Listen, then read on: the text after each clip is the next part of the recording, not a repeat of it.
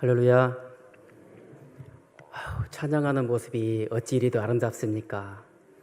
찬양하는 목소리가 어찌 이리도 곱습니까? 하나님이 아주 기뻐 받으실 줄 믿습니다. 오늘도 이렇게 말씀을 사모하여 주님 앞에 나온 여러분들 주님의 이름으로 사랑하고 축복합니다. 저는 한 가지 질문을 생각해 보게 되었습니다. 사람은 변할까요? 변하지 않을까요? 오전에 목사님께서 아주 명쾌하게 그 해답을 주셨죠. 사람은 변하지 않습니다. 끝까지 자기 고집을 지키고 끝까지 자기 자존심을 세우면서 그 자리에 있고자 하죠. 그게 우리네 모습입니다. 하지만 우리가 또 변하는 사람을 볼 수가 있죠. 우리가 살아가면서 사람이 어떻게 저렇게 참 일관성 있다, 끝까지 안 변하네 하는 모습도 있지만 어느 순간 어떤 사람이 전혀 다른 모습으로 변해있는 걸 볼 수가 있습니다. 하지만 그 변화의 모습은 우리가 아무리 다짐하고 결심해도 어금니 깨물면서 해야지 하고 결심해도 며칠 갑니까? 딱 3일 갑니다. 하지만 그렇게 사람이 변화할 수 있는 요인은 무엇이었습니까? 바로 예수 그리스도. 예수님과의 그 인격적인 만남 안에서 우리의 마음이 말씀으로 오신, 사랑으로 오신 그 예수님이 우리 안에 침투하셔서 우리의 마음을 뒤집고 갈아엎고 고쳐주셔서 완전히 우리가 바뀌었을 때, 그때 우리는 변화되게 됩니다. 그것을 목사님께서는 혁명이라고 표현을 해주셨습니다. 이 자리에 계신 모든 분들은 그런 혁명을 몇 번씩은 다 경험해 보셨죠? 사람은 하루아침에 변하지 않습니다. 물론 죄 속에 거하던 우리가 하나님을 알고 죄에서 돌아서 하나님께 다시 돌아오는 그 회심의 과정, 그 중생의 과정은 한 번 겪습니다. 하지만 우리가 하나님 안에 살아가면서 말씀을 듣고 예수를 믿고 살아가면서 예수님의 성품을 닮아가기 위해 끝없이 노력하고 배워가고 변화되어지는 과정, 그것이 바로 성결한 삶을 살아가는 성화의 과정이 되는 겁니다. 이러한 과정들을 통해서 우리는 조금씩 또 한 걸음 한 걸음 예수님의 모습에 접근해 가고 예수님의 모습을 닮아가는 거죠. 그 안에서 그 예수님의 모습을, 예수님의 사랑을 우리가 삶 속에서 나타내고 실천하고 또 하나님의 기쁨이 되는 그러한 삶을 살아갈 수가 있는 것입니다. 우리는 이러한 성화의 과정, 성결한 삶을 살아가기 위해 끊임없이 노력하며 다그치며 배우고 고민하고 때로는 울고 하나님께 구하며 살아가는 그러한 성화의 삶을 살아가고 있는 것입니다. 이처럼 사람은 쉽게 변하지 않지만 이렇게 말씀으로 오신, 사랑으로 오신 예수님과의 인격적인 만남을 통해서 우리의 속사람이 변화되어질 때 우리는 다른 삶을 살아가게 되고 새로운 사람이 되는 거죠. 우리도 오늘 이렇게 본문에서 읽은 이 말씀을 기록한 저자가 누굽니까? 사도 요한입니다. 사도 요한 역시 이러한 변화의 삶을, 변화의 과정을 겪은 사람 중에 한 사람이죠. 사도 요한은 요한복음, 또 요한 1, 2, 3서와 같은 요한 서신서, 그리고 성경의 가장 마지막 부분에 자리하고 있는 요한 계시록을 기록한 저자입니다. 예수님의 제자이죠. 또 예수님의 사촌 동생이기도 합니다. 요한은 예수님과 함께 지내는 그러한 시간 동안 예수님으로부터 참 많은 말씀을 듣고 또한 예수님의 마음과 사랑을 많이 경험하며 살았습니다. 이러한 경험 속에서 예수님의 모습을 참 많이 보고 함께 생활했죠. 또한 요한은 누구보다도 예수님 가까이 있었던 사람 중에 한 사람입니다.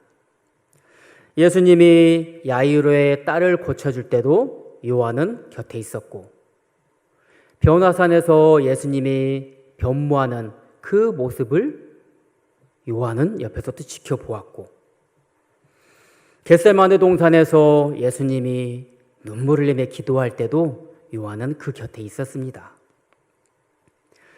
이러면서 요한은 조금 전에 말씀드린 것처럼 누구보다도 예수님을 가까이서 보면서 예수님의 마음과 그 말씀과 사랑을 경험했던 사람입니다. 하지만 이런 요한의 처음의 모습은 어떠했습니까? 아마 여러분들도 잘 아실 것입니다. 성정이 급해서 불같은 성격에 참 분별 없는 모습을 많이 보여주었습니다. 마태복음에서는 요한의 어머니가 나옵니다. 요한의 어머니 살로메가 예수님에게 와서 주여, 주님의 나라가 임할 때 우리 두 아들을 하나는 주님의 우편에 하나는 주님의 좌편에 앉혀주십시오 하면서 예수님께 청탁을 합니다. 또 마가복음에서는 이 이야기를 야고보와 요한 형제가 직접 예수님께 한 것으로 기록을 하고 있습니다. 비록 마태복음과 마가복음에서 이 사실을 기록하고 있는 관점이 서로 다를 뿐이지, 분명한 것은 이 야고보와 요한 형제는 예수님을 알기보다는 자기들의 욕심을 채우고 출세에 눈이 멀어 있었다는 것이 확연하게 나타나는 장면입니다. 이러한 야고보와 요한을 예수님은 우레의 아들 보아너게라고 이야기를 합니다. 얼마나 성정이 불같고 그랬으면 천둥의 아들이라고, 우레의 아들이라고 예수님이 별명을 붙여주었겠습니까? 그런데 이런 요한의 모습이 예수님 안에서 달라집니다.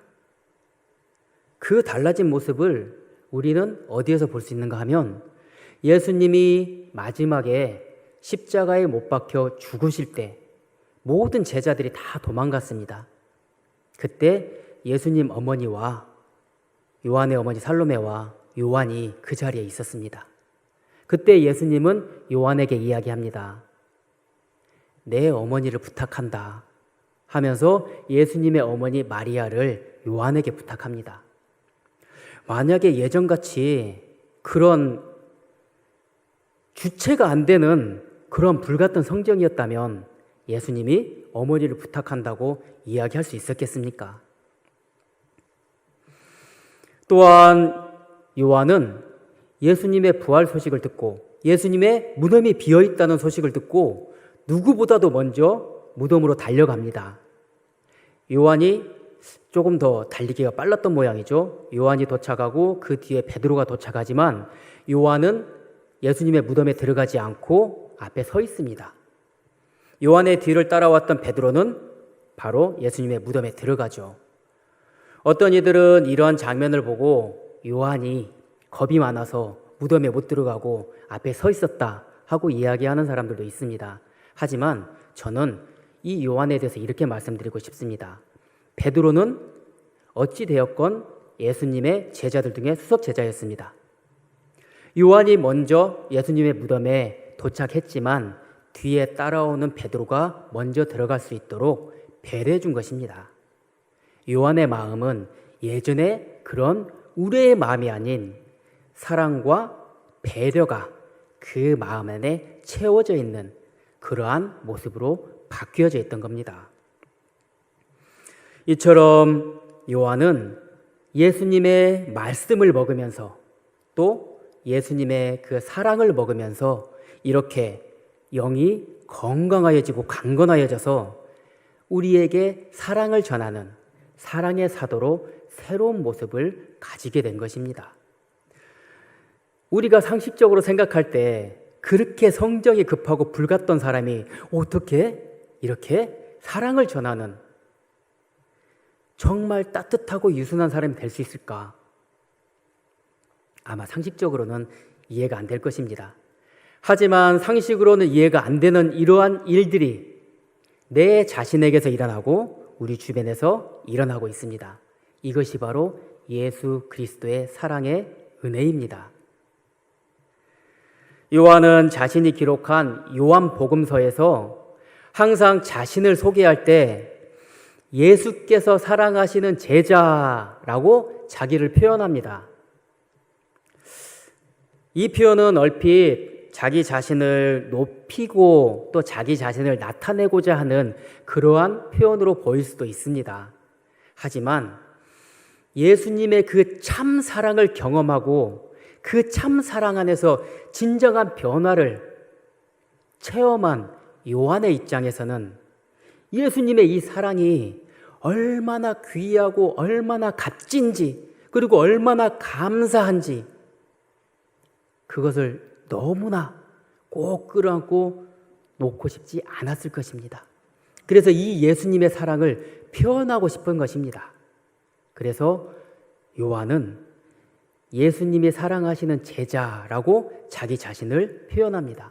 이것은 자기 자신을 드러내고자 하는 것이 아니라 이처럼 우리를 끝까지 사랑해 주시고 그 사랑으로 먹여주시며 그 사랑으로 우리가 변화되게 해주신 예수님의 그 사랑을 나타내고자 하는 것이죠. 이것이 바로 요한의 마음이고 요한의 삶의 의미입니다. 예수님의 사랑이 너무도 귀하고 감사한 요한은 요한 서신서를 읽는 지금 방금 우리가 읽은 요한 1서 그 서신서를 읽는 독자들에게 사랑하는 자들아 하며 독자들을 부릅니다.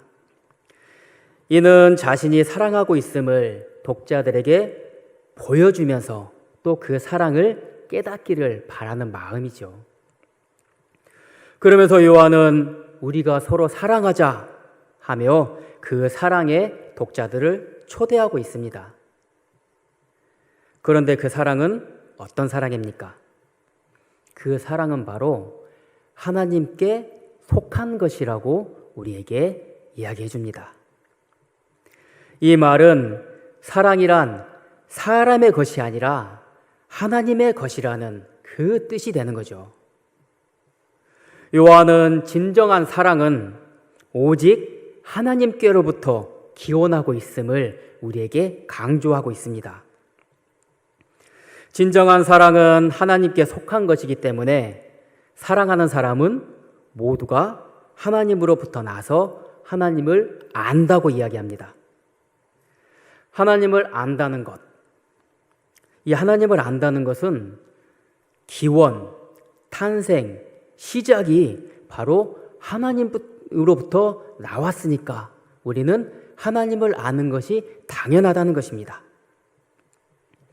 여기에서 안다라는 말은 우리도 잘 알다시피 단지 지식적으로 하나님을 아는 것을 이야기하지 않습니다. 이것은 하나님과의 친밀한 교제 속에서 많은 하나님과의 추억과 이야기와 경험 속에서 쌓아진 하나님과의 관계를 이야기하는 것입니다. 하나님은 누구나 압니다. 하나님이라는 이름을 들어보지 않은 사람은 없을 것입니다. 하지만 이들이 진정으로 하나님을 만나고 경험했을까요? 그 구원의 사랑을 깨닫고 그 구원의 은혜를 믿습니까? 하나님을 안다는 것은 하나님을 만나고 그와의 인격적인 만남 속에서 그 교제 속에서 형성되는 하나님과의 관계임을 늘 기억하는 저희가 되길 소망합니다. 여기에서 요한은 망고 불변의 가장 큰 명제를 우리에게 가르쳐 줍니다. 그것은 바로 하나님은 사랑이시다. 이 말씀입니다. 함께 해볼까요? 하나님은 사랑이시다. 아멘. 그리고 우리에게 한 가지 더 큰 사실을 알려줍니다. 우리가 하나님을 사랑한 것이 아니라 하나님이 우리를 사랑하신다는 그 사실입니다. 만일 사람이 하나님을 사랑했다면 하나님에게서 마음을 돌이키며 불순종의 죄 속에 빠져들지 않았겠지요. 하지만 이렇게 죄 속에 빠져든 사람을 하나님은 끝까지 포기하지 않으시고 독생자 예수 그리스도를 우리에게 보내주셔서 우리의 모든 죄를 다 지시고 십자가에 못 박혀 죽으시고 3일 만에 부활하시면서 그 모든 죄를 용서해 주신 것입니다. 오직 예수 그리스도를 통해서 영원한 속죄 제물로 우리의 모든 죄값을 대신 다 치러 주셨기 때문에 우리는 이렇게 이 자리에 살아 하나님을 찬양하며 이야기할 수 있는 것입니다. 이 사실을 과연 누가 부인할 수 있겠습니까? 이것이 바로 하나님의 사랑이고 이것이 바로 예수 그리스도입니다. 이것이 바로 사랑의 진리입니다. 죄의 값은 죽음입니다. 죄의 삭은 사망이죠. 죄를 지은 사람은 죽어야 합니다. 죽음으로 그 죄값을 치를 수가 있는 것이죠. 하지만 우리의 죄값을 독생자 예수 그리스도를 통해 대신 치루어 주시고 영원한 속죄 제물로 우리에게 새 생명을 주신 하나님의 그 사랑이 바로 그 어느 것과 비교할 수 없는 참 사랑임을 믿는 저희 모두가 되기를 주님의 이름으로 축복합니다. 하나님의 그 사랑의 결정체, 바로 예수 그리스도. 이 예수 그리스도의 그 사랑을 인해서, 예수 그리스도의 그 십자가의 죽음으로 인해서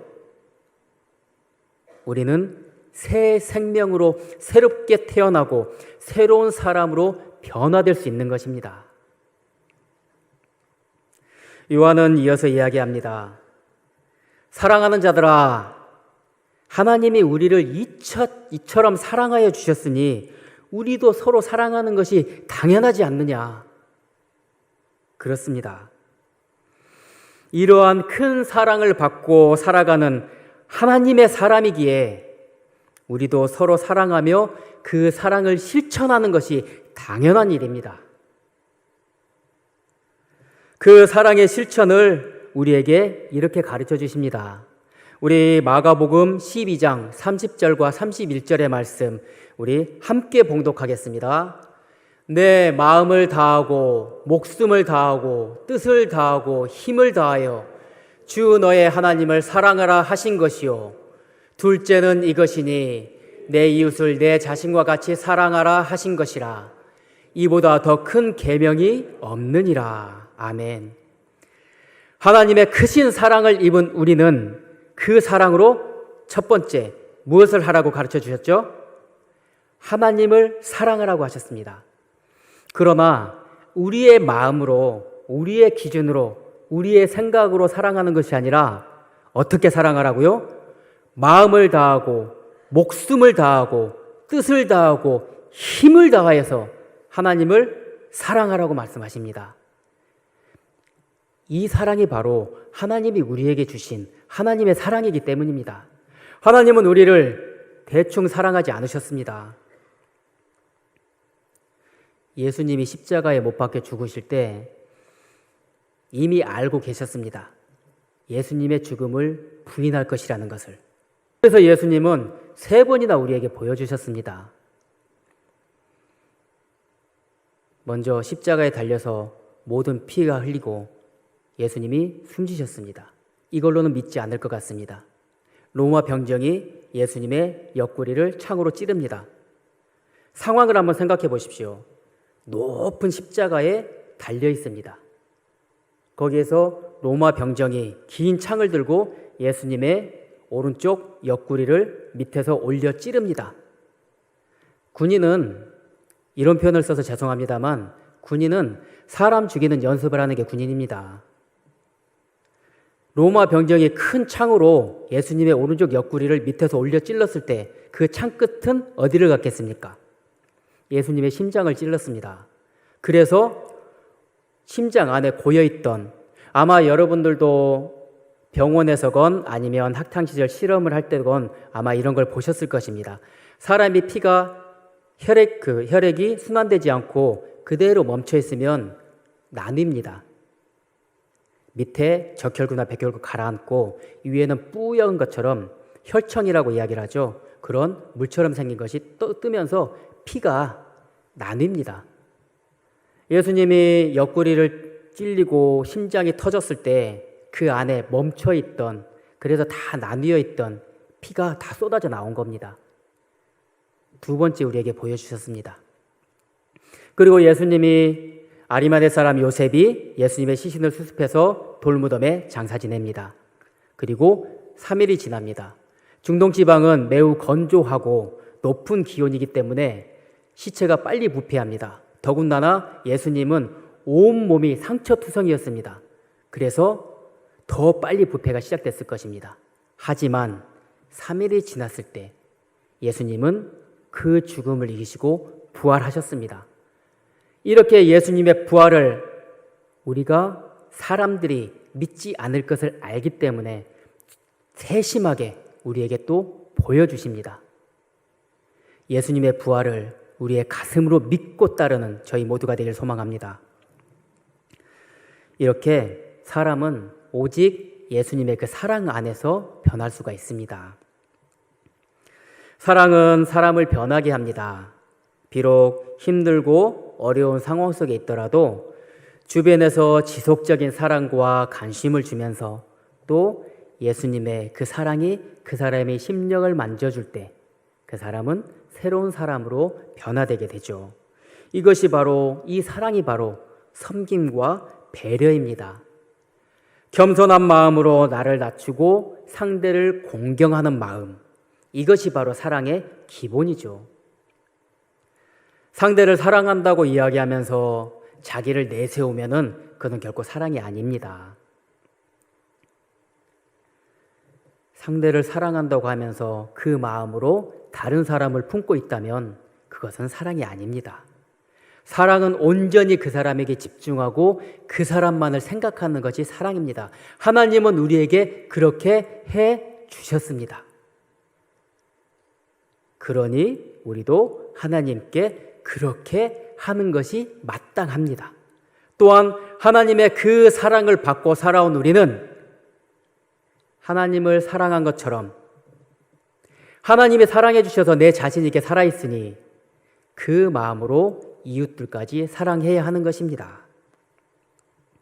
이렇게 사랑은 상처를 치료해주고 또한 사랑이 바로 사람의 마음을 위로해 줍니다. 이 사랑은 죽은 껍데기에 새로운 생명을 줍니다.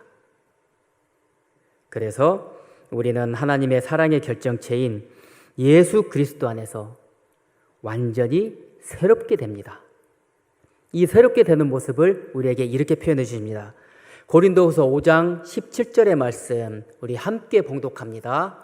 그런즉 누구든지 그리스도 안에 있으면 새로운 피조물이라. 이전 것은 지나갔으니 보라 새 것이 되었도다. 그리스도 안에 있으면, 예수님의 말씀 안에 있으면, 예수님의 사랑 안에 있으면, 우리를 위해 십자가에 못 박혀 죽으신 예수님을 믿는 그 믿음 안에 있으면 우리는 죄악된 모습을 벗어버리고 완전한 새로운 모습으로 주님 앞에 설 수 있습니다. 이러한 행복의 삶이, 이러한 날마다 새로워지는 축복의 삶이 여러분 안에 가득하기를 주님의 이름으로 축복합니다. 오직 예수 그리스도를 믿는 믿음 안에서, 오직 예수 그리스도의 사랑 안에서 모두 함께 살아가는 삶이 되기를 소망합니다. 우리는 완전하지 않습니다. 그렇기 때문에 살아가면서 참 실수도 많이 합니다.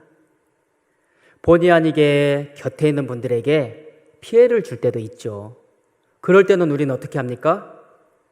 그 상대에게 미안합니다 하며 사과를 하죠. 또 그 상대가 괜찮아요 용서해주고, 또 우리가 어떤 이에게 도움을 받았을 때 고맙습니다 하며 감사의 마음을 표현합니다. 그런데 그 마음의 자존심이 뭐라고, 미안합니다, 고맙습니다 이야기하면 자기가 지는 거라고 생각하고 그 말을 끝까지 여기에 묶어놓고 지키고 있는 사람들이 있습니다. 우리 곁에 있는 분들에게 한번 해볼까요? 곁에 있는 걸 보시면서 미안합니다. 곁에 보시고 한번 해보세요. 한번 더 해볼까요? 고맙습니다. 어떠세요? 웃음이 절로 나오죠? 이 미안합니다, 고맙습니다 말이 별거 아닌 것 같은데 우리가 우리 입으로 미안합니다, 고맙습니다 하고 나면 우리는 마음이 편안해지고 풍족해집니다.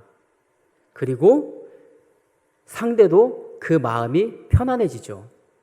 이것이 바로 하나님이 주신 큰 은혜 아니겠습니까? 우리 입술에서 늘 미안합니다, 고맙습니다 말이 인색하지 않게 늘 풍성하게 전해지는 삶이 되길 바랍니다. 그 미안합니다, 고맙습니다 하는 그러한 삶 속에서 예수님의 그 사랑으로 주변에 있는 분들에게는 정말 예수님의 사랑과 자비하심으로 관대하게 대하고 무엇보다도 내 자신에게는 철저하게 하나님의 말씀의 기준으로 결코 나의 기준이 아닌 하나님의 말씀의 기준으로 내 자신을 철저하게 관리해 나가는 그러한 신앙생활이 필요한 것입니다. 내 자신에게는 철저하게, 이웃에게는 관대하게, 이 마음이 늘 우리 안에 가득하길 축복합니다. 사랑이 모든 것의 시작이고 모든 것의 해결점입니다. 이 말을 우리가 꼭 기억하길 바랍니다. 사랑하면 나의 마음이 평안해지고 또 나의 마음이 풍족해집니다. 사랑은 나 자신부터 변화되는 것이고 그 변화가 이웃에게 전해지면서 또 이웃들이 변화됩니다. 그러나 이 사랑은 결코 사람에게서 얻어지는 것이 아닙니다. 참 사랑은 바로 하나님에게서 나오는 것입니다. 하나님은 사랑이시기 때문입니다. 사람에게 달라고 하는 것은 구걸입니다. 하지만 하나님께 달라고 하는 것은 기도이고 간구입니다. 우리가 하나님께 달라고 구할 때 하나님은 더 풍족하게 채워주시겠다고 우리에게 약속해 주셨습니다. 늘 하나님께 이 사랑을 구하는 저희 모두가 되길 소망합니다. 전자에 말씀드렸듯이 우리가 아무리 다짐하고 결심해도 우리의 힘으로는 할 수 없습니다. 완전하신 사랑, 그 사랑이 우리 안에 임할 때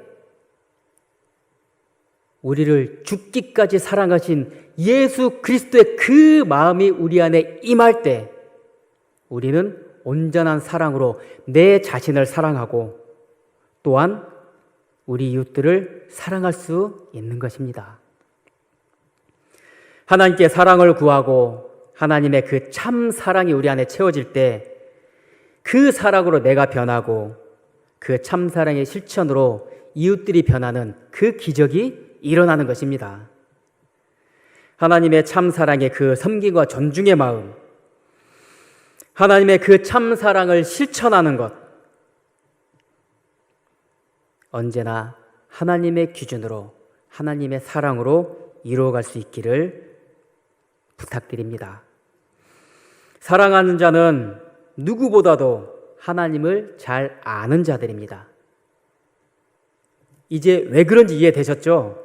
하나님은 사랑이시기 때문입니다. 그래서 하나님을 사랑하는 자는 하나님으로부터 낳았기 때문에 하나님을 압니다. 하나님과의 친밀한 관계 속에서 매일매일 매 순간순간 한 걸음 한 걸음을 하나님과 함께 합니다. 그래서 우리는 하나님의 것입니다. 오늘 헌신을 다짐하며 나아가는 우리 14여전도의 회원 여러분들, 늘 하나님으로부터 나온 참 사랑으로 먼저 나 자신이 풍족해지고 그 사랑으로 풍족한 그 마음을 이웃들에게 나누고 실천하면서 하나님의 귀한 사랑의 등대가 되어지기를 주님의 이름으로 축복합니다.